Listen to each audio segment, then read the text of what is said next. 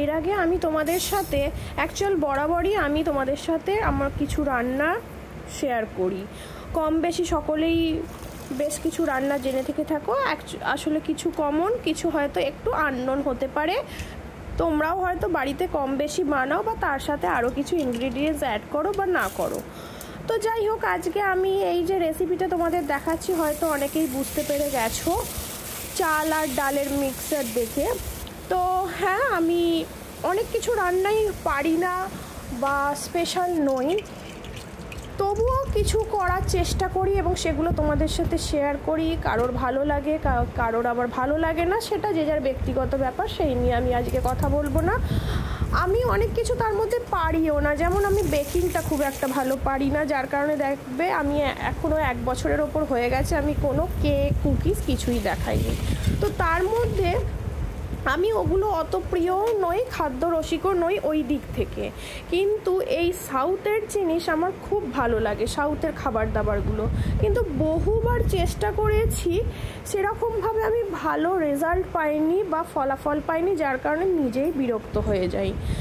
কিন্তু আমি কদিন জেদ ধরে বসেছি যে এটা আমাকে যেভাবেই হোক শিখতে হবে, কেন কি আমার বাড়িতে সকলেই এই সাউথের ইডলি, ডোসা, সাম্বার এগুলো পছন্দ করে, আমিও পছন্দ করি।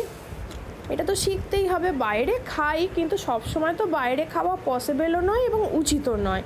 তো সেই কারণেই প্রচুর ব্লগার দাদা দিদি শেফেদের আমি রান্না দেখেছি, দেখে আস্তে আস্তে আমি এটা ধীরে সুস্থে করার চেষ্টা করেছি এবং অ্যাকিউরেট কতটা হয়েছে আমি জানি না। তার উপর আমার চাটুও একটু ছোট, ওরকম আয়রন চাটুও নয়, ননস্টিক ফ্রাইং প্যান হলে যা হয়। কেন কি করতে পারি না বলে আমি অত বাসনেরও ফ্যাসিনেশন করিনি। তো এই যে আমি আজকে বৃহস্পতিবার নিরামিষ কী বানাবো ভেবে ভেবে আমি কাল রাত থেকেই ডাল চাল ভিজিয়ে রেখেছিলাম। অ্যাট লাস্ট আশা করছি তোমরাও দেখে বলতে পারো আমি সাকসেস হয়েছি কি না। হ্যাঁ জানি 100% হয়নি, কিন্তু কিছুটাও আশা করছি করেছি, এবং বরকেও খাইয়েছি, মেয়েকেও খাইয়েছি এবং আমার খুড়শাশুড়িদেরও খাইয়েছি। তারা তো সকলেই প্রশংসা করেছে, হয়তো আমি বাড়ির লোক বলে তোমরা ভাববে, কিন্তু খুব একটা খারাপও করিনি। দেখতে হয়তো সরু চাউলি লাগছে, কেন কি ফ্রাইং প্যানে যা হয় ছোট জায়গা হয়ে গেছে।